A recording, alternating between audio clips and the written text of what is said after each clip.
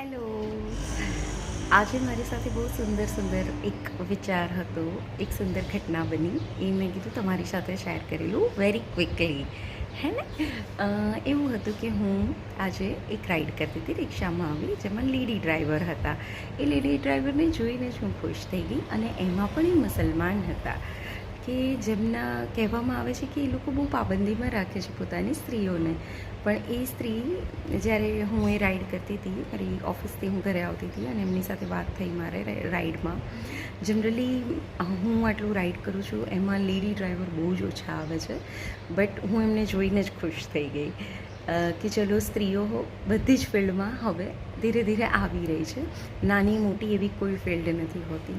પછી મારી એમની સાથેની વાત થઈ. એમણે મને એવું કીધું કે મને બહુ શોખ છે બધી જ વસ્તુની રાઈડ કરવાનું. મને બાઇક આવડે છે, સ્કૂટર આવડે છે, ગાડી આવડે છે, રિક્ષા આવડે છે, અને યુ ડોન્ટ બિલીવ કે એમણે ટ્રક બી ચલાવેલી છે.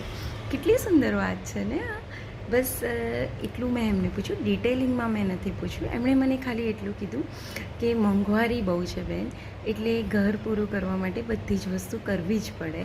મેં કીધું હા, એકદમ તદ્દન સાચી વાત છે તમારી, કે દરેકને પોતપોતાની રીતે ઘર ચલાવવા માટે કે ઘરનું પૂરું કરવા માટે, ઘર સરસ રીતે બધાને આપણે મેનેજ કરી શકીએ એના માટે દરેકે ઘરમાં થોડું ઘણું ક્યાંક અંશે પોતાનો ફાળો આપવો જ જોઈએ. એમાં કાંઈ જ ખોટું નથી.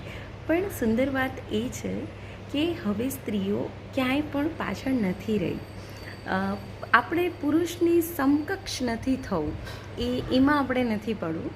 પણ મને એ વાતનો આનંદ છે, એક સુંદર વિચાર એવો છે કે સ્ત્રીઓ પણ દરેક ફિલ્ડમાં આવે છે, અને કોઈ ફિલ્ડ નાની મોટી નથી, અને દરેક વસ્તુ ખૂબ કરી શકે છે. અને આપણા ઇન્ડિયામાં હવે લોકોની વિચારસરણી બહુ જ બહોળી થઈ ગઈ છે. લોકો બહુ સુંદર સરસ રીતે પોતાને ઘર ચલાવવા માટે કંઈક ને કંઈક, કોક ને કોક વસ્તુ દરેક ફિલ્ડ પર સ્ત્રીઓ કરી રહી છે. એનો જ મને તો આનંદ છે.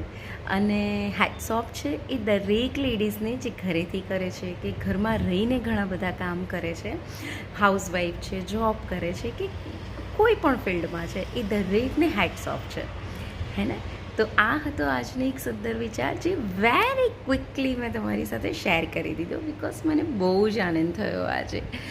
By, stay tune.